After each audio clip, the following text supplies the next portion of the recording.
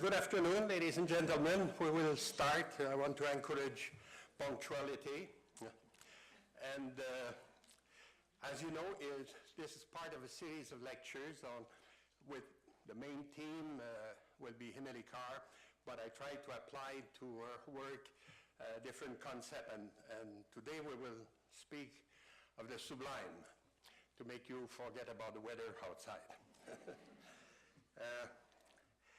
Last time, do you remember I spoke of this idea that to get to beauty through imitation of nature was a kind of an obvious way for a long, long tradition. This idea of if you imitate nature, you will have something beautiful.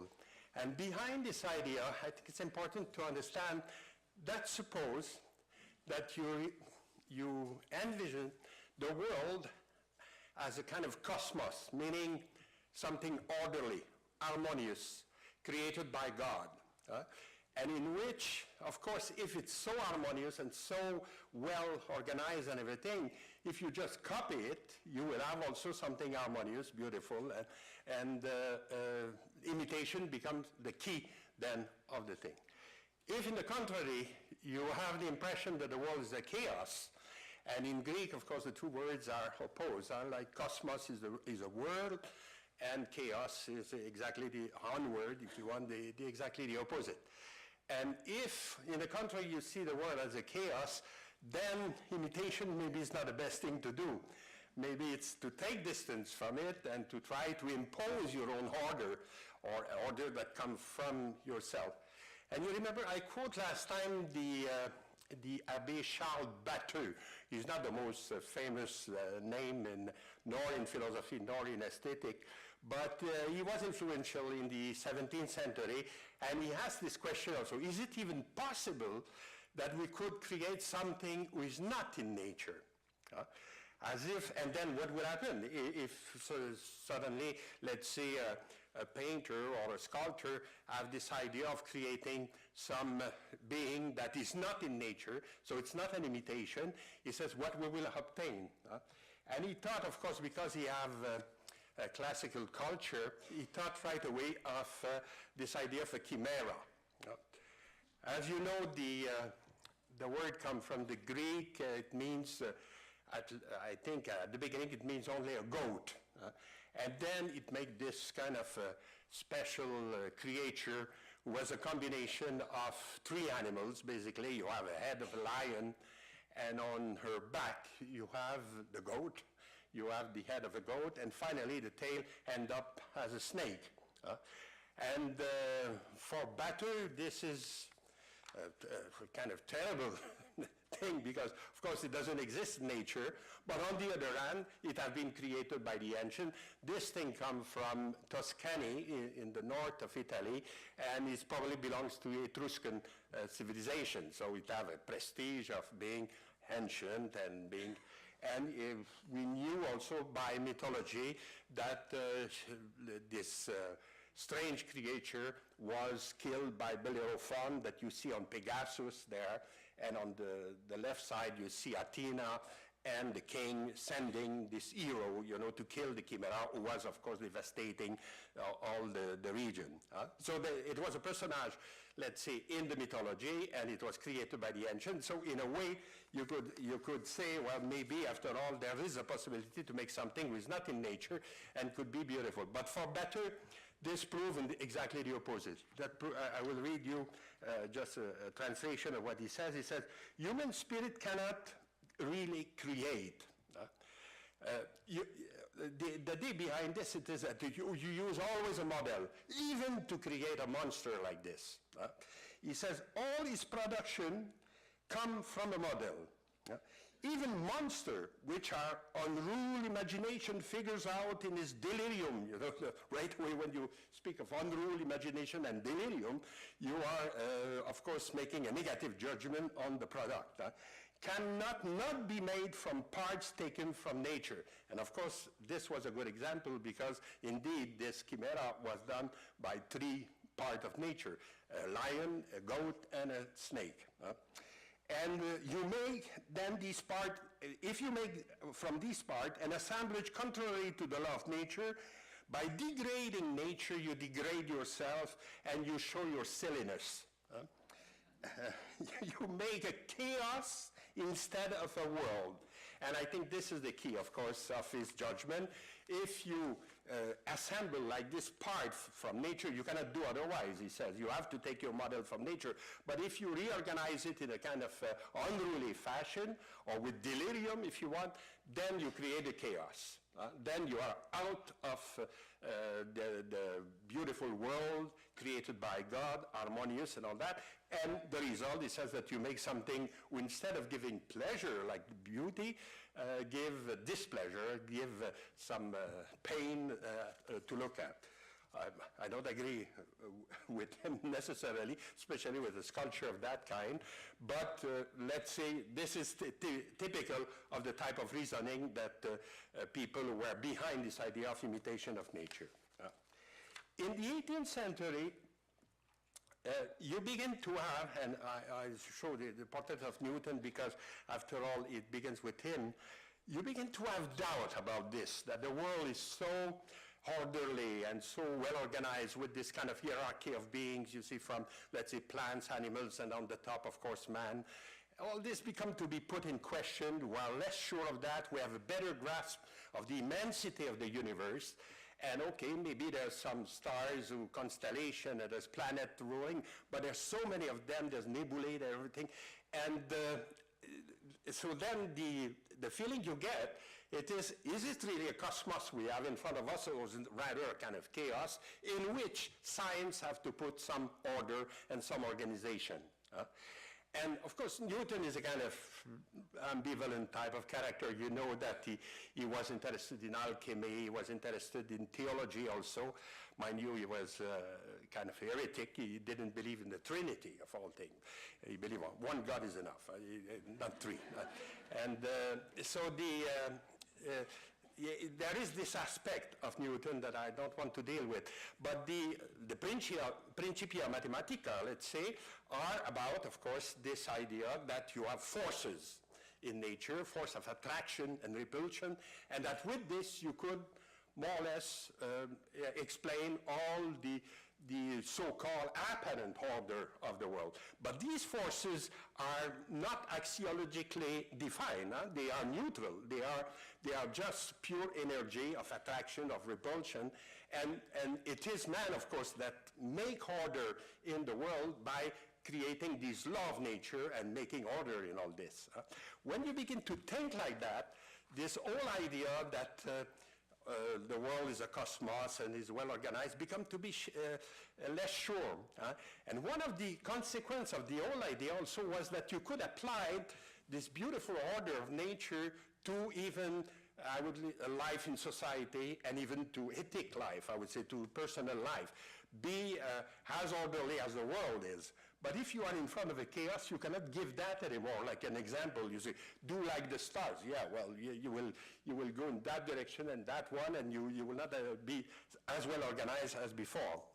So you understand that this, in the 18th century, we began to doubt that. And then, of course, who is the principle of order is no more nature, is man, is the humanity himself. And of course, the philosopher by excellence of this type of approach will be Kant, Immanuel Kant. He is not, how can I describe him?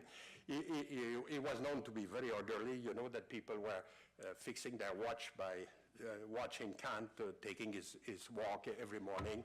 So it must be 9 and Monsieur Kant is going. And so and at first, when you read him, you don't have the feeling that this guy have any grasp of art of his time. When he speaks of beauty, he speaks habitually of beauty in nature.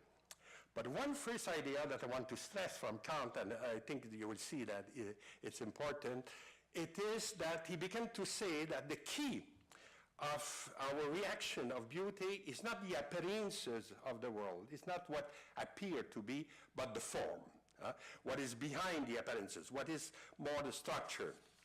And he gives, let's say, the example of flowers, which is easy, of course, to, when you think, what can I give as an example of a beautiful thing? Okay. And apparently he had a special liking for tulips also. He have a footnotes where he mentioned among the flowers the tulips. Okay, so that's why I chose this. And he called it, I just quote here, he says, flowers are the three natural beauties. Hardly anyone, than the botanist, knows what sort of things a flower is supposed to be. And even the botanist, who recognizes in it the reproductive organ of the plant, pays no attention to this natural end if he judges the flower by means of taste. Thus, this judgment is not grounded on any kind of perfection, meaning that it's not because we know what is the purpose of the flower, really, that we admire it. And especially if you think of what is the purpose of the color here of the tulip, of this tulip in particular, you are left without maybe too much explanation. If you take the point of view of a botanist, of course, you will say, okay, this is the organ of reproduction of the plant, and you will have an explanation, you will have a purpose, let's say, for the flower. But then you are no more making an aesthetic judgment on it. When you take the point of view of botanists, you are no more like an aesthete who looks at the beauty of it, you look rather at the function of it. And this is what he called free beauties. Pulchritudo vaga, he put that in bracket in Latin to make it more serious and all that, but what it means, like beauty by themselves. They are beautiful without any other reason. We don't have to associate them to a function or to something like that. And the other example he gave also is the bird of paradise. And he likes parrots also, I don't know why, but anyway, he put the parrots, the bird of paradise, and hummingbirds as being beautiful thing also, who are like free, in the giving in nature like this without, and then he opposed to that what he called adherent beauty. This is a kind of very strange way to describe it, but what he meant is that certain things we find beautiful, but we have also, in our judgment, when you find them beautiful, you had also that there is a certain purpose to it, there is a certain function to it. For instance, when you look at a beautiful building, okay, you can say it's extraordinary, but also the fact that it's useful and that it's functional will enter in your judgment of the beauty of the building. You cannot separate both. So that's why he calls this adherent. The function is adherent to the beauty. You cannot really separate both.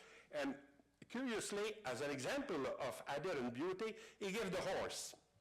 And I said, my God, this is funny. Why he mentioned the horse in that context?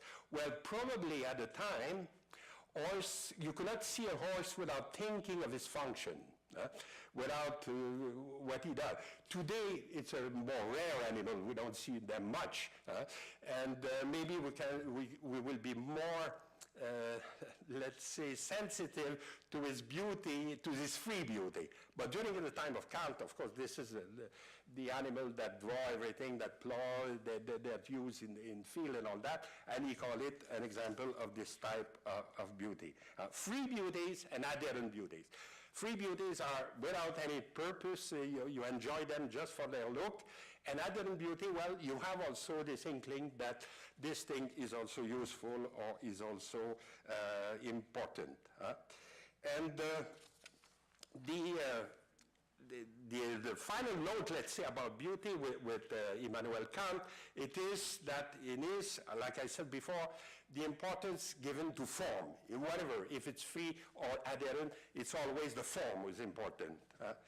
And for instance, he says he will, let's say, put aside the color of the object as being maybe just an attraction that disturbs us from the real source of beauty, which is the form. In painting and sculpture, indeed, in all pictorial arts, he says, in architecture and horticulture, insofar as they are fine arts, the drawing is what is essential. This is, of course, it's an old idea that you find also in School of Art at the time, and even very close to us. Drawing first, and then color is added after. The color that illuminate the outline belongs to charm. They can, of course, enliven the object in itself for sensation, but they cannot make it worthy of being intuitive and beautiful. Okay. This is more or less, let's say, the first definition of beauty linked to form, as you find in Immanuel Kant. But then suddenly, he got interested in completely different type of, I would say, spectacle. Landscape like this one by Friedrich, in which it's not the form which is interesting there. It's rather the power of nature. It's rather the, let's say, even the destruction. If you look carefully on the right, you see even a boat kind of upside down there, but very small, with this huge pile of ice in front of it. And that's why you have two titles to the picture. The Sea of Ice is probably the real title, and the other, The Wreck of the Hope. The Hope is, of course, the name of the boat. In fact, we think that this painting has been destroyed and was probably very similar to that one, but now the only one who has been saved is this one. In this case, what enthralled the spectator, what strike him, is no more the form. It's even the opposite of form. It is this destruction, this formless type of apparition. And he gave them other example. He says, bold, overhanging, as if it were threatening cliff, thunder clouds towering up in the heavens, bringing with them flashes of lightning and crashes of thunder, volcanoes in their all-destroying violence, hurricanes with the devastation they leave behind, the boundless ocean set into a rage, a lofty waterfall on a mighty river. So these, he says, in front of all these type of spectacle, we have also an aesthetic reaction. We find it extraordinary. We find it, in fact, sublime. The sublime is linked to the formless. Beauty is linked to form, but the sublime will be linked with any manifestation where form is no more important. It's rather or the strength or this kind of very threatening type of nature that move us, especially if you are in a safe place, of course. If you are on the highest there, you don't have any aesthetic judgment. You just run for your life.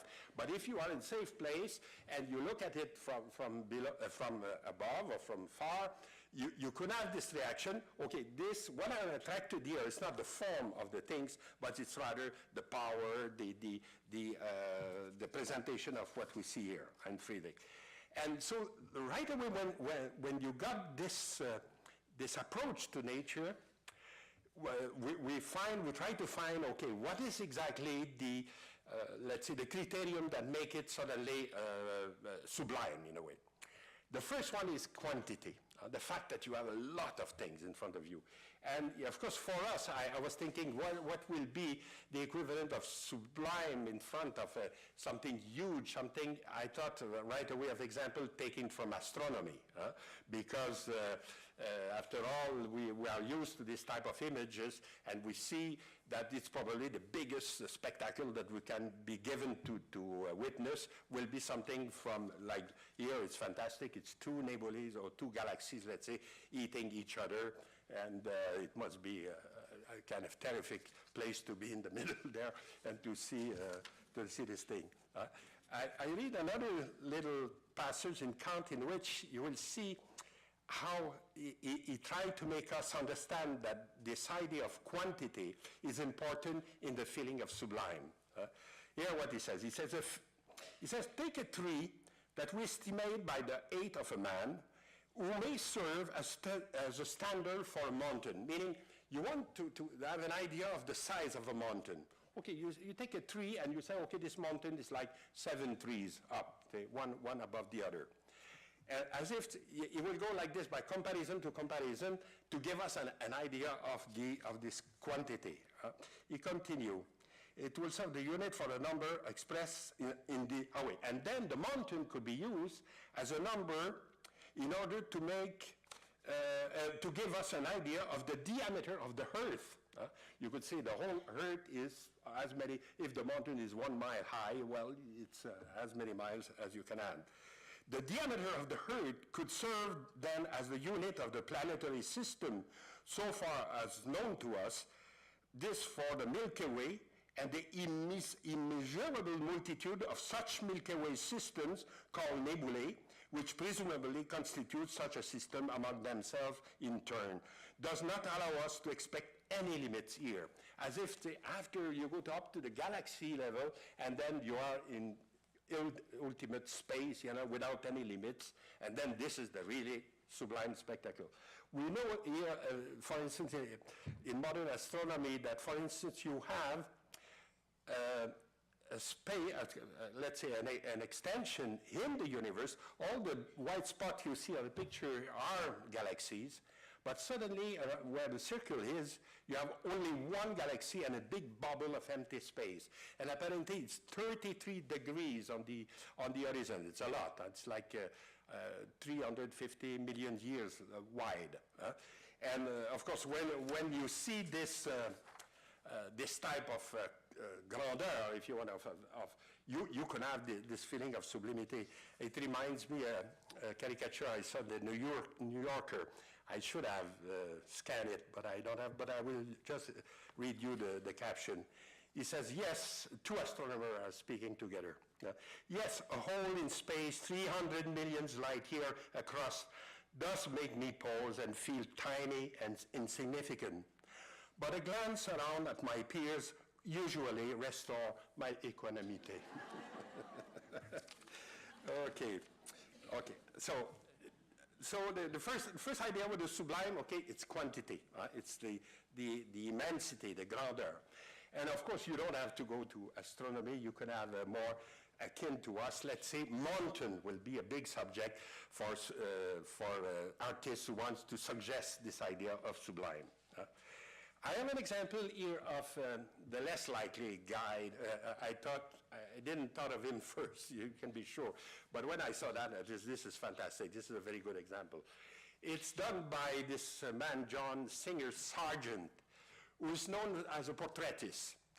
What he did most of the time, it's an American painter, but he lived in Paris, and what he was doing was portrait of rich ladies and rich people, and he was very fashionable like that. And he had suddenly I think around 1915, he had a commission in Boston to make some frescoes there. In the library, the public library of Boston. You know that Puvis de Chavannes had a contract there too, and our Bordeaux went to visit that, to see it. And the Sargent have other rooms to cover like this with fresco. And during the summer, he took a break and he went to Montana and also to British Columbia, and he made some landscape like this one. What is striking here, I think, it is that you have this immense scale, but the fact that the mountain that is in front of you have no skyline. You go up, what is white there, of course, is not the sky. It is snow.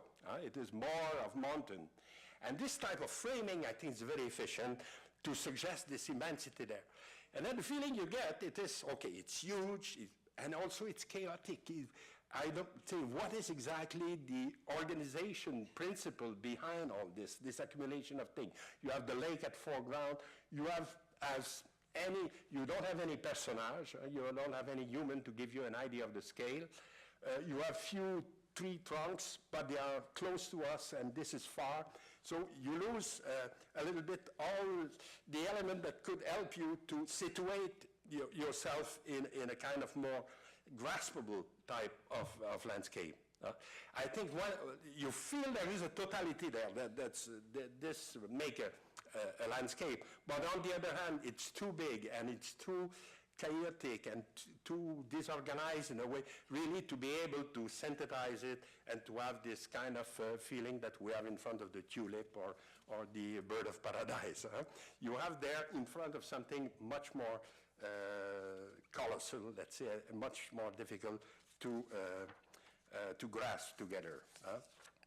And it has been in fact, I wanted just to illustrate that, to put in parallel, let's say, a photo in modern, in any, I would say, travel magazine or things like that. It's a photo of a mountain also, but because the photographer is more conventional, he put a little bit of sky on the top, And he put also a village, by the way, it's Davos, the place where there was this big reunion of World Economic Forum. And then you, in a way, it colonized a little bit the picture. You don't have anymore, like in the Sargent picture, this feeling of being overwhelmed by what you see, because you have a sky, you have a village, you have things to associate to, and to be more more familiar, let's say, or more at home. I thought also, of course, of Harris making this picture Montlefroy, where you do have a sky, but then he lost us by, in the bottom of the picture, we don't know where it finished, its mountain, and it could be endless. It could continue like this endlessly.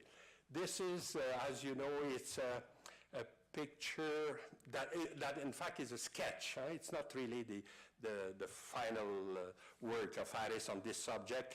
He has made a much bigger painting than this one, but it was sold recently for a good price, $1,600,000. So that's why we should continue to paint. If you're a painter, there's hope. Okay. So then you see that the first criterion of the Sublime will be this idea of quantity, of something that overwhelms us.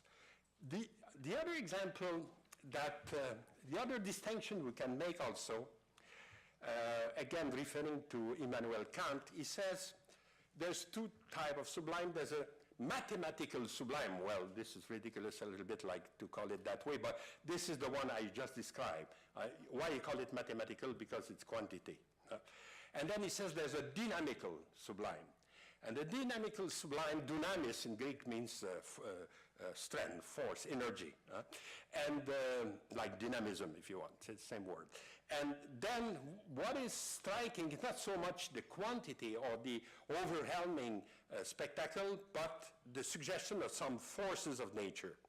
Here, for instance, in this painting of Watson that is here in this museum, that you could see it if you want, the Adirondack that is represented are not specially big. They are not like the Rockies, they are not like the Alps. But what is striking here, of course, it is the storm is coming. And the kind of dramatic lightning that it creates, and then what will create this feeling of Sublime will be rather the force of nature than, let's say, just the height of the mountain or the tree. And I don't know if you noticed, but on the left, on the rocks there's a bear. And the bear, of course, had to it to this, I would say, to the wildness of the place. If you are on the other side, well, you wish that the bear doesn't know how to swim, or anyway, that he will stay, or that he will be scared of you and he will go elsewhere. He's like there also to suggest this force of nature. This is the other aspect. And I would say the example by excellence of Sublime painting would, where you could have both, where you have this quantity element and you have also this dynamic element, will be le sujet par excellence will be the Niagara Falls. And so I will show you a few examples just for that to illustrate my thought.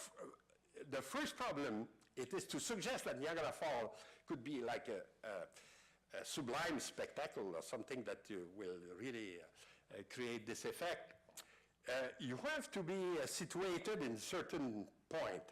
Here, for instance, in this photo of Notman, not very efficient, because the real place where you should be, it's in the tower there. And then you will have a feeling of being in front of an abyss, and you will feel the strength of the falls. Even today, you can't even go with elevator and everything. You go under, and you see the fall falling in front of you. You say you are like they give you a little impermeable, let's say, because it's quite wet, and you go there and you see this curtain of water falling in front of you. It's not very efficient. You are better to be out to see it from far and to see it at a certain point. And indeed, this was a suggestion that was made about, for instance, a spectacle like the Pyramid of Egypt. Where is the best to feel where is the best place to feel their strength and their colossal aspect? If you are too far, like on the right, you don't see all this accumulation of stones and things, and you don't feel all the work that was put in it. If you are too close, like in the bottom, you see the stone, but you lose the ensemble, if you want. So there is, for each spectacle of that type, a certain distance where it's more efficient. Huh? And for Niagara Falls, the one who will really know how to do it will be this American painter who's called Frederick Edwin Church. Church came, he's famous for very realistic landscape, huge painting. He had this idea that, it's a wonderful idea, by the way, you make people coming to see your painting and they pay at the door. 25 cents, and you could see the painting. The only example I knew of that is Monsieur Villeneuve. I don't know if you know who he is, Réal Villeneuve in Chicoutimi. He called his house le musée de l'artiste. Huh? And Madame Villeneuve was saying that, okay, ça coûte 25 cents, rentrée. Là, she gave an explanation of what it was. But in the time, Church did that also, and other people also. And you have also this kind of tradition of panorama, type of huge painting, like this painted on a cylinder that could roll, and you could see all this was like a spectacle. And then what is interesting in the view of Niagara by Church, it is the point of view that he chose. Like here, he gives you really the idea of the strength of this power of the water, because you don't know where he is. He's like hanging on the cliff there, and give this feeling. And the most famous painting he did of Niagara is this one. It's a big painting. It's almost 3 meters long. And 1.5 meters high, and it's in Corcoran Gallery in Washington. And for instance, here what his teacher, Thomas Cole, was saying about Niagara, you know, how he saw it. He says, and Niagara, that wonder of the world, where the sublime and the beautiful are bound together in an indissoluble chain. In gazing on it, we feel as though a great void had been filled in our minds. Our conception expands. We become a part of what we behold. At our feet, the floods of 1,000 rivers are poured out, the contents of vast inland seas. In its volume, we conceive immensity. You see all the qualification of quantity, in fact. And in its course, everlasting duration, okay, even in time. It is impetuosity, uncontrollable power. This is more the dynamic aspect, of course. These are the elements of its sublimity. Its beauty is garlanded around in the varied hues of the water. Okay, the color of the water will give beauty. In the spray that ascends in the sky, the kind of cloud that is created, and of course the big rainbow that you see if the sun is at the right place. So as if in Niagara Falls you have everything. You have the quantity aspect, if you want, the quantitative aspect, and also the dynamic aspect, and you have also beauty for a full measure. The importance of this conception, of course, what we have to stress again, like I said a little bit about the beauty, it is that, okay, nature is chaotic, it's not organized like we thought before, but we can, in our point of view, or like for instance, and trying to find the right distance, create a certain order, a certain spectacle that will move us. So this is important, I think, to think that these concepts now, instead of being put in the objet, outside, are put inside of the onlooker. It is or the painter or the visitor that create this sublimity. If it's not there, okay, nothing happens. It's just chaotic. It's just water pouring in every direction. It's seen from that. And then you have, when you describe this involvement of the onlooker, what happened exactly, how he feels, you have two aspects. You have a negative aspect in which, even if it's in a safe place, like I mentioned, the spectacle seems threatening, seems a little bit creating anxiety, if you want. And it's something so powerful and so big. If ever something go wrong, if I slip the rock and I fell in this, I'm finished. In Niagara Falls, they show you always a few barrels in which some crazy nuts have the jump above the, and you see that, oh, this is terrible. And then you understand this kind of negative aspect, but also you have the opposite feeling, the feeling that you are in control in a way, that you can look at it and you are a more spiritual being than just this brute force that is in front of you. So in the feeling of Sublime, you have these two aspects. You have the threatening aspect, the things that could crush you, and the other, in the contrary, where you are more or less in control of it. Okay, with this introduction to my subject, I go now to Emily Carr. Okay. In Carr, if you ask the question, which kind of landscape or which kind of vista that she has made that could suggest this idea of Sublime. And the first thing that comes to my mind, it is the theme of the forest. Carr have painted a lot of subject matter inspired by the forests of British Columbia with its huge trees and all that. And the other theme you will see, it could be the sky, the emptiness of the sky. This rather toward the end of her life, when she was already influenced by the Group of Seven. But these two themes could be maybe a way to express this idea of Sublime. The forest theme, we'll start with this, is not an easy one in a way. And especially, I was struck by the fact that Kant doesn't mention the forest as a source of Sublime. He mentioned the mountain, he mentioned the ocean, and the sky and everything, but the forest is excluded.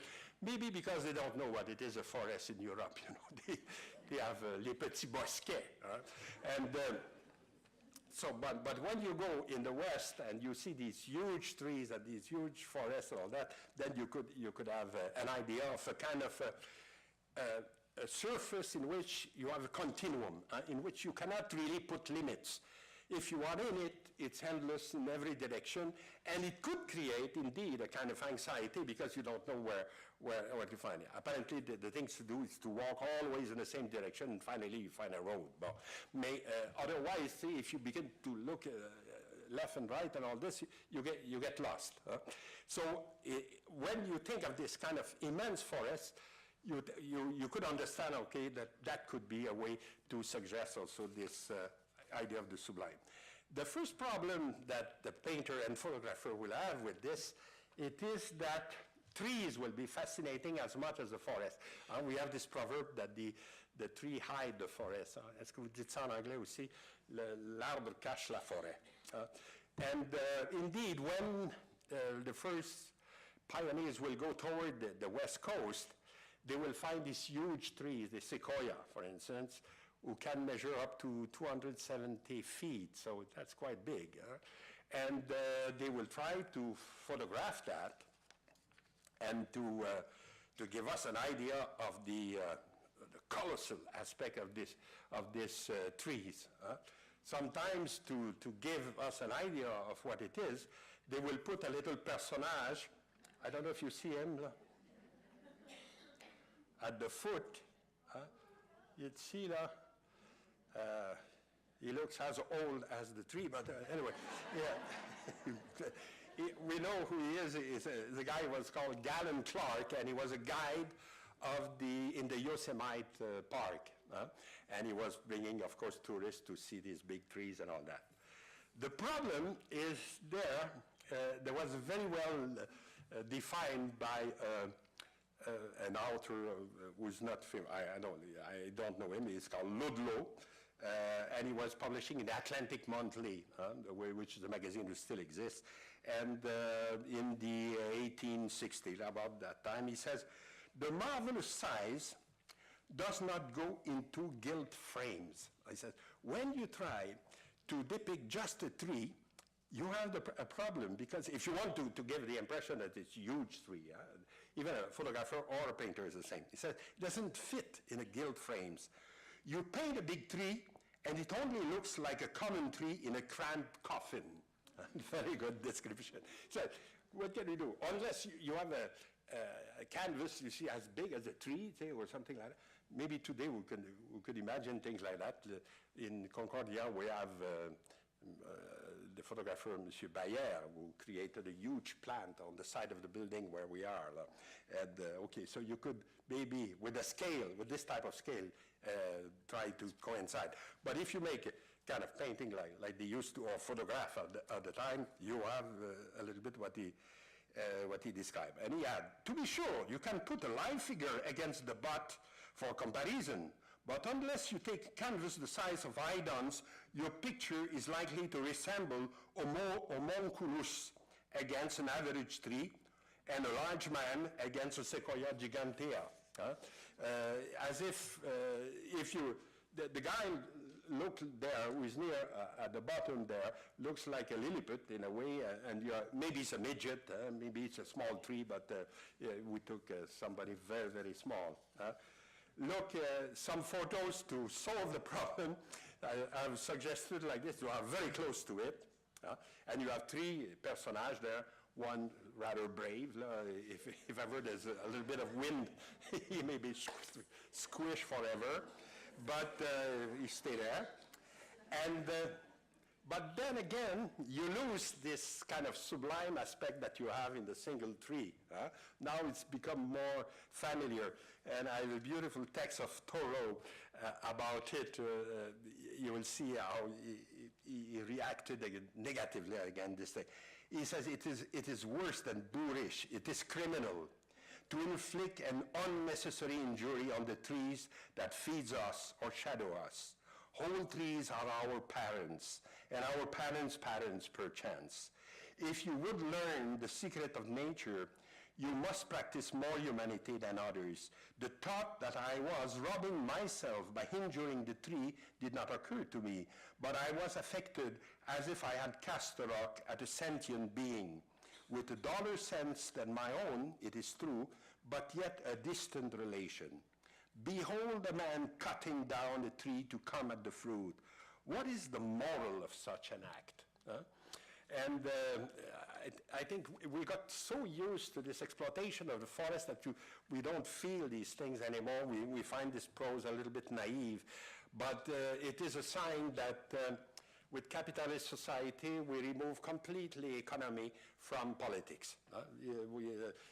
Politics doesn't interfere in the economy, and they chop our forests during that time. Because we don't intervene, because we don't say, we don't want this. We want to preserve nature and things. So if we let it go, they will exploit everything, and nothing will be left. A painter who illustrates a little bit the same problem is Bierstadt.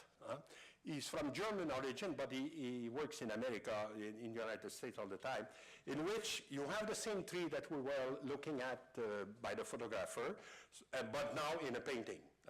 Very realistic painter, very successful, you can imagine, painting of that kind, huge size also. It measured 3 meters high. It's taller than me, it's quite a big painting. And at first, in the reproduction I had on the left, I said, okay, how he suggests the size of this tree, except by the lightning. Let's say the fact that you have some part in light, some part in shadows, and you go up like this along the tree. But in fact, say I did like in the film of Antoniani, Blow Up, I got a better reproduction, but only in black and white. And you see that at bottom of the tree on the left, there is little personage there. There's one with a horse, there's another horse, and I don't know if we see it, but there's a personage like in the photo who is here. Can you see? Yes. And then the two horses, and here, and then one of the three, and this is of course the big tree that we have seen in the photo also. So Bierstadt don't follow the advice of my Leduo. He put homunculus near the big tree to give us an idea of the size. And it will be a practice that he will repeat in other pictures, like this one, giant redwood trees of California, in which you see little personage in the bottom near the tree. And then also another technique that will be important, let's say, for people dealing with forests. you create, the foreground are rather dark, if you want. What is seen closer to us is more dark than what is in the back, what is seemingly further inside of the pictorial space. And this of all create a kind of feeling that you could enter in the painting and lose yourself in the back there. A little bit also a suggestion of the forest as a kind of religious temple in which all the light come from far through maybe stained glass or something like that. See, this idea of the forest as a cathedral. And so he exploited that in this painting. You put your foreground rather dark, and you put a lot of light in the back, and you create like this a kind of a way to enter in a painting and to create this feeling of a huge space that could be difficult to control and to grasp in one totality. When we think then of the theme of the forest with Émilie Carr, the first thing who's striking it is that it started very early in her career. I show you a very early watercolor that she made, and the photo gives you an idea of what she saw. And sometimes I'm asking myself if she really used more the photo than the real thing. You know, it's very, very close, very same type of setting, if you want. What it was during one of her trips in the north of the coast, up to Alaska, in fact, in a place called Sitka, the people had this kind of touristic idea, you see, to create a totem walk. And they purchased totems coming from both the Haida people. The Haida people are in the sea, they are in Queen Charlotte Islands, and from Tlingit people who are from Alaska, or more to the north. And then they painted in garish colors these old totems and created like this totem walk with a little sentier like this in the woods. And you see, by the way, that Carr painted the totem pole that she didn't understood the iconography at all at the time. See, she just saw different colors and different shape, but if you had only her painting to know which totem was there, you will not be able to discover it. As if she didn't have at the time a grasp of this type of then the suggestion also here, it is a relation between totem and forest. The forests are the origin, and the totem are just derivative of that. Later on, Carr will suggest the opposite. Here you have a painting of 1931, so much after that, in which she called it Strangled with Growth, and she used one of her drawings that you see on the right, got a watercolor, to create this personage that you see behind all this growth, as if now it's as if the forest it's not the totem pole coming from the forest, but the forest eating the totem pole, you know, or rather hiding it and protecting it. Because at the time in the 30s, when she began to want to detach herself from this Indian theme, she made a reflection about them, and both in this painting and also in this charcoal drawing, there's a few of them in that set, in which you have very stylized type tree forms in the foreground, and you see appearing big eyes or a beak or something of part of totem, let's say, that will appear like this in the forest.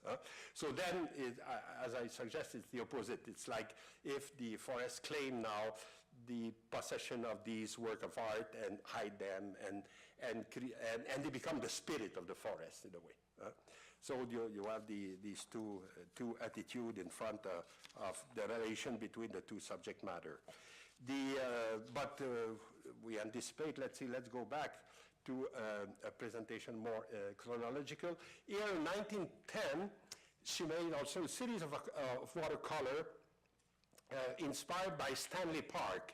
Stanley Park is in Vancouver. It's not, you don't have to go too far to find it, in which indeed the trees are beautiful. And she used more or less the system that I was suggesting with Bierstadt before, meaning that the foreground, the first trees we see are rather dark, and in the background it's more luminous. But then she removed any personage. You don't have any little man or woman nearby to give you an idea of the size, except that the little road gives you an idea of the size of the trees. Because at least it's a human element, this road that circle like that, the trees, and goes inside of the forest. So she gave us an idea of the scale of the trees through this little road that goes in the forest. When in 1930, she will go back to the subject, you have a series of charcoal like this who have been made, who are much more interesting in a way, I think, than what we saw. The other things are very early works, but now she's really mastering, let's say, her art. Okay, they are studio drawings. They are done maybe from sketches, but they were done properly in studio. And probably she considered them like finished work, but we could see from time to time also certain relation with oil painting that she made also. But here what's happening, it is the only subject matter is the tree, and it's very dark also. You don't have anymore this opposition of a bright foreground, bright background and dark foreground. You have everything is treated in the same way, and then it becomes, of course, much more mysterious, much more strange, and it gives this idea of the sublimity of the forest much more efficiently than what she was doing before. And look, there is maybe some relationship with some of her painting, like this red cedar painting. It's possible that she used some of these charcoal drawings to then finish that. And again, you have the same type of inversion that I'm suggesting. The foreground is rather illuminated, beautiful in color, and the background becomes darker and darker. And who is the European painter who have touched this also is the same guy that I was showing you, the Wreck of the Hope, Friedrich. Friedrich has a fantastic painting which is called Le Chasseur in the Forest. Okay, Friedrich is the ultimate romantic painter, let's say, but also at the time you have to know a little bit of the situation to understand, because his paintings are very often very allegoric. Okay, the first thing that you notice at the bottom of the picture, you have two stumps of trees, and on one of them you have a crow. And this was, let's say, immediately clear for the spectator of the time. They were representing the soldier who have been killed during the war with the French. Okay, Friedrich is German, and so for him the enemy is the French. And so he represents these two stumps, but also the crow, like an ominous bird, you know, that could mean trouble for the French. And Le Chasseur, the man that you see there, is not a hunter. Le Chasseur is a soldier. It's a part of the infantry in France. And he's dressed like, he has a kind of helmet, a little bit like in the Roman days, and he's wearing a sword. I don't know if you see it. Behind him, what is apparent is a sword. And then he's getting inside the forest, and I was about to say, he's getting into trouble. Because in the, and you have this already in Tacitus, in Germania, in this big book about Germany in the Roman time, this idea that the first German were able to destroy the Roman legion because of the forest. They were clever enough to bring them inside of the forest, and then all the well-organized legion, let's see, with their shields and their swords and all that, didn't make any sense, and then it was easy to kill one by one all these guys. And one of the famous centurion, who was called Varus, let's say, is known in history to have been defeated by Hermann, who is the hero, if you want, of the German, and Germanicus in Latin, like German, and this more or less for Friedrich could be also the theme there. The chasseur, the French, is going into the forest. He will have big trouble, and the crow is there to tell him, yeah, be careful, ça n'ira pas bien. It will turn bad. But what strikes me here, it is instead of showing the background as very illuminated, it's the contrary. I show it very dark, very ominous. And even the snow there also could suggest something dealing with death. So this type of organization, let's say, of the space when you treat a forest is very efficient also to show the mystery. If you read, for instance, the book of one of the first who have thought about the beautiful and the sublime is Burke, the famous author, English author.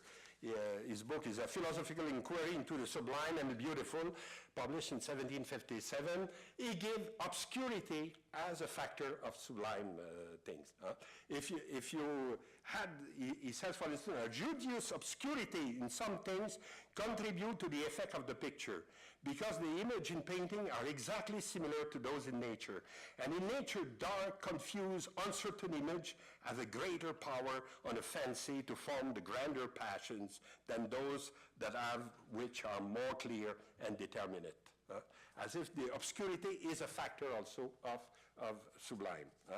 Darkness is more productive of sublime ideas than light. That's what Burke suggested.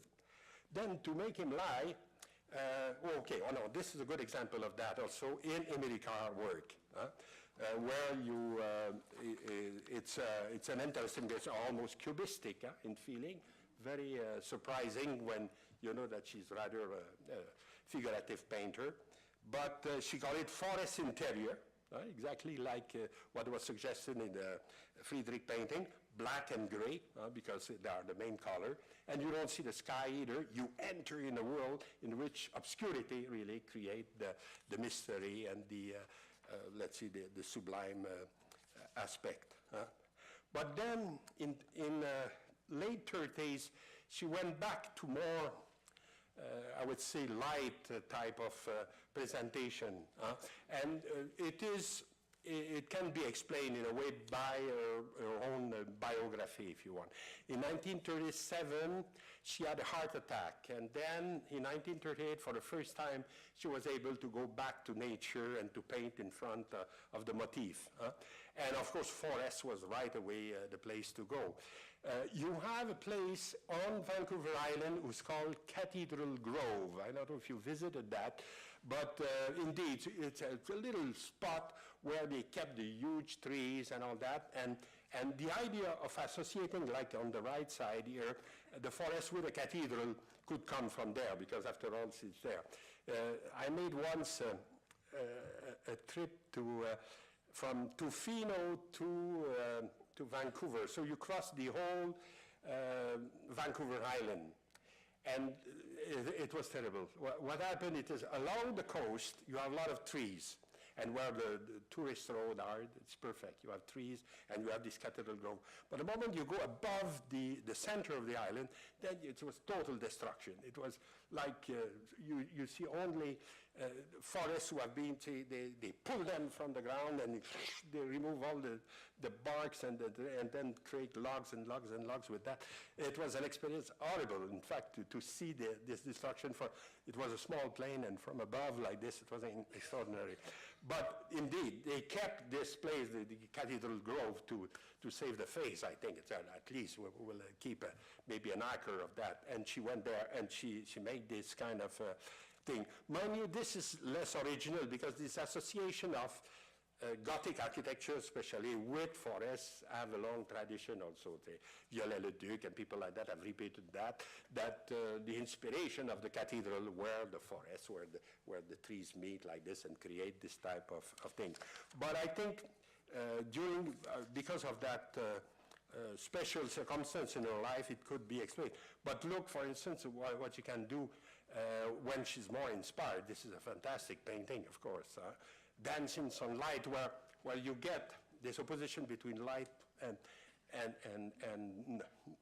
trees, but with this movement. And then you could speak again of dynamic sublime, where the movement of the light will create this aspect of force and rhythm in this beautiful painting, which is in the McMichael Canadian Art Collection. This is near Toronto, in Kleinburg, quite an And then the last forest picture of Emily Carr were done in 1942. She died in 45. And 42, again, it's against the advice of her doctors. She went to a park near Victoria. So it's not, again, even it looks very wild, it's not so far from her home, and she could go there and see these things. And what is striking there, it is that you have then painting in which there's no more opposition between light and dark. Everything is treated with the same strength, if you want, and it's a kind of a very, very mysterious type of surrounding that you find yourself in. Sometimes it's even difficult to distinguish what is the ground and what is the trees, as if some of the branches were dead and create this kind of brown shape in the bottom and then disappear in the structure of the tree above. No suggestion of sky also, as if you are really in the middle of the forest without any other way. And she says about these pictures, you will see she used the word quiet there. Spring was young, I over 70. With spring all about me, I sat sketching in the clearing. 70 years had maimed me. Loggers had maimed the clearings. But I got immense delight in just being there in the quiet wood. Alors she called her painting quiet, I think, by reference of this kind of contact. This painting is one of three. I show you the two others. One is called Cedar, in which even you are more close to the tree. You are almost in it, as if there's no more distance between you and the forest, and also the immense mystery of it. No sky, no personage, nothing to refer to. It could be small or big, but you are like immersed in it. She make one with a theme of clearings, the clearing with some stump on the foreground to show that it was, the wood was there before and had been cut. Maybe in a way less successful than the two others that we see, but one of these paintings is absolutely beautiful also, this one, Summer. Mount Douglas Park, it is the place where she did this painting. It's near, like I tell you, Victoria, and she was able to paint there in 42. After this session of painting, she will have another heart attack, and then she will calm down. Her last year were devoted mostly to writing. And I remember, I think I told you how fantastic writer she is also. I will show you then few examples of the other theme that I announced at the beginning, the sky, how she treated. I think this is the other aspect. And before, I want to show you how she was organized to see these things. She had this kind of roulotte, là, comment on dit ça, kind of Winnebago, something like that. Okay, and she called it the elephant. It's a good way to describe it because there's this tent on the side who looks like the trunk, and there's this big thing. And it's her there with all her animals because she went always with a menagerie. Yeah. I could imagine the scene in Victoria, which is a proper city, as you know, in which you see this lady coming with a monkey and 3 dogs and parrots and with a baby carriage, you know, to put all these animals. And the people look, how looks it the baby? Ooh, and then instead of seeing a baby, there's a monkey. She could have made a sensation in Victoria, you know that. And here you see her with some friends. She looks very happy and all her animals. And what she did, she went, again, this is a little bit earlier than what I show you, in 34, 36. Each summer, she went near the coast. And she says herself, why don't I have a try at painting the rocks and the cliff and the sea? Would it be good to rest the wood, to put to rest the woods? Am I one high-deed, small, narrow? God is in them all, meaning that if there is some sublimity, we could find it everywhere, even in the sky. And indeed, she made few of these big paintings in which you have almost nothing to see except an horizon with a little bit of the mountain, and then its huge dome of the sky. This is, of course, as if the circle created by the land is repeated in the sky also.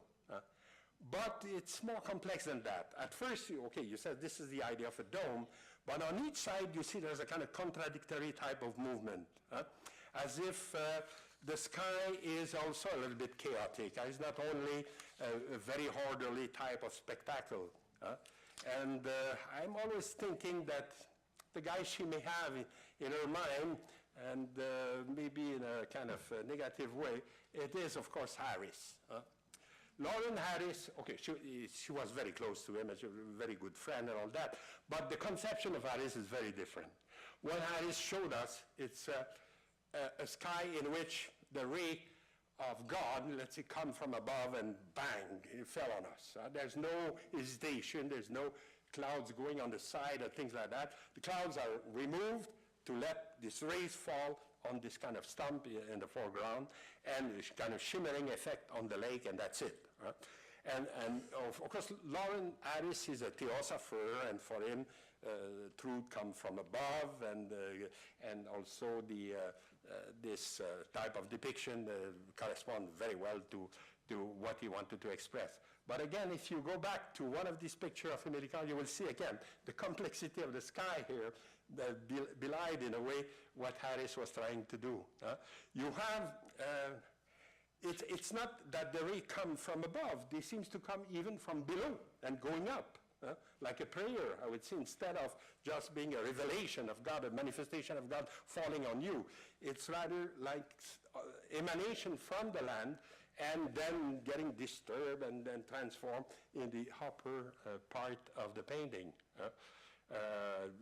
This one, she just named it Sky without any, and I will finish with this one, with Strait of Juan de Fuca. This is where she put her elephant, like, exactly in that, and at the beginning she was close to the shore, but then she decided to be a little bit higher to have this kind of general vista from above. And again, you get the dome of the sky, but you get also the sea who's almost going up to the sky. If you look on the right side, the movement is going like this, like very, I would say, abstract. And with these paintings, with the theme of the forest and the theme of the sky, I think she got grasp of this idea of a sublime landscape. We must see that of all places in Canada, British Columbia is wonderful for this type of spectacle because of the mountain and because of the sea, the huge trees and the big forests and all that. She has many elements who were in nature, but let's stress again the fact that if the artist don't see it and don't put himself in the landscape, nothing of that will have any sense. It is because the human mind could recreate in that a certain point of view, a certain approach that we can speak of sublime or beauty. Otherwise, it's just rocks and sea and sky, chaotic, one beside the other. Okay, so we'll finish with that, and next time, I think I will treat the other, the uncanny. We will have the three aspects. Okay, thank you.